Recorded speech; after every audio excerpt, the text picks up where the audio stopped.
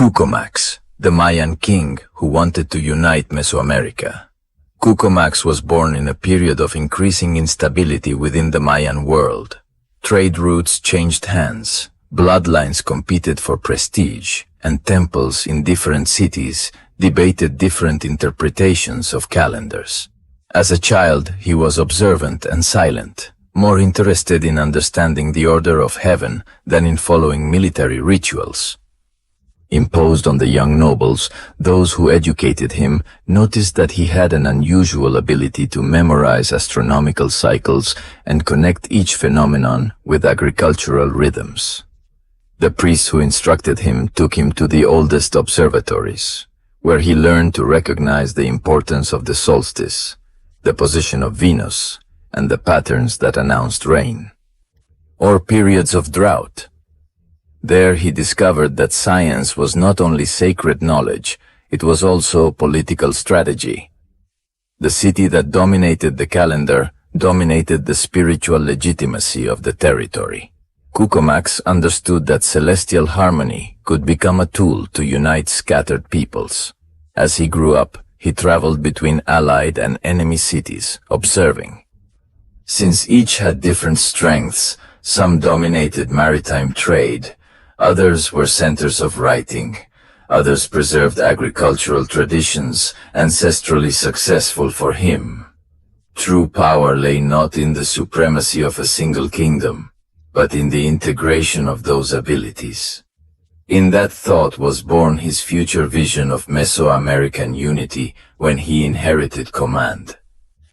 He found a fractured territory. Merchants reported constant raids on previously safe routes. Priests from different cities competed over the correct interpretation of certain codices. Nobles fought over ancient borders no one could remember with certainty. It was clear that the region was heading for a prolonged period of conflict. Ququmatz reorganized its board. And he summoned the most capable wise men. He wasn't just looking for warriors or administrators, he was looking for mathematicians, astronomers, hydraulic architects, and diplomats. For him, governing was not an act of force, but of collective intelligence. He ordered a review of old records to understand what had caused the collapse of previous alliances. He found that again and again. The cause was the same. Distrust between cities that needed to share essential resources. His first major project was to establish a network of connected observatories. Each observatory had to work with the same corrected calendar, which would reduce disputes and allow agricultural rituals and seasons to be synchronized. This measure created a sense of order that was not seen. From former confederations that have disappeared, cities began to send representatives to validate common calculations, something that strengthened the first diplomatic ties.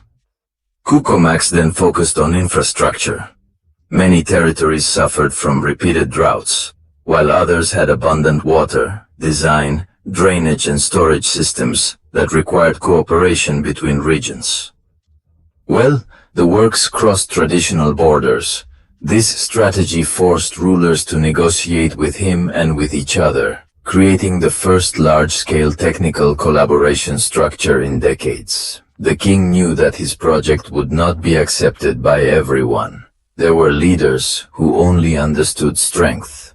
For them, Ququmatz created a very controlled military demonstration. It wasn't a threat. It was a display of discipline that showed that his kingdom had the ability to uphold agreements without destroying its neighbors. This demonstration allowed him to negotiate from a position of respect without falling into war. One of his most notable achievements was convincing rival merchants to sign an agreement to stabilize the prices of valuable goods, such as obsidian and cocoa, and certain ceremonial resins. This regulated exchange reduced conflicts between sea and land routes. In addition, Ququmatz promoted the idea that markets should be neutral spaces protected by all allied kingdoms. In this first stage of his government, his figure began to be seen as that of a wise man rather than a conventional monarch. He traveled often, listened to local leaders, and he settled disputes through astronomical calculations, ancient interpretations, and arguments for regional survival. For many people, it was the first time they felt that a ruler did not seek to subdue them, but to balance the region, to avoid a bigger crisis. With the region slowly moving towards relative stability, Ququmatz sought to move towards its most ambitious goal: create a permanent Mesoamerican alliance, not a forced union, but a political structure that shared knowledge, trade routes, and common defense. This proposal required more than science and diplomacy. It required transforming the way in which rulers conceived power. Ququmatz called a big meeting in a city. Neutral. There he met representatives of territories that had not communicated directly for years. It did not focus on rivalries, but on presenting concrete data on joint vulnerability. He explained how climate cycles could severely affect territories if they did not share stored surpluses. He showed calculations that pointed to possible agricultural disasters if the hydraulic works were not coordinated. His logic was clear. Nature respected no political boundaries. However, not all rulers were willing to give up part of their autonomy. Some bloodlines refused to have their prestige shared in a common council. Ququmatz understood that unification must begin with the most willing people. He formed an initial network of cities that trusted his vision. With them, he created the first protected courier route, the first common law for markets, and the first temples where priests from different regions performed joint ceremonies. While this bloc grew, his opponents continued to weave intrigues in several cities. Rumors began that tried to discredit his authority. They claimed that he sought to proclaim himself supreme ruler. Others said that he intended to modify sacred traditions. The resistance was not military. It was psychological and political. Ququmatz responded transparently, personally traveling to the territories where rumors circulated, talking to local priests and presenting evidence that his proposal did not annul their customs. Another crucial aspect was his work as an engineer. Together with specialists, he designed large water collection works, agricultural terraces, and rainfall measurement systems, the cities that joined his alliance. They were given access to this knowledge. This technical exchange generated trust and a perception of mutual benefit. Even skeptical cities began to send observers to evaluate the works. In the last years of his life, Ququmatz managed to consolidate the most extensive alliance of his time, although he did not manage to unite all of Mesoamerica and created a political system that survived beyond his reign. The influence of his reforms left such a deep mark that some peoples associated him with knowledge attributed to Kukulkan and the sages who taught celestial laws. Over time, his figure was elevated to an almost mythical status.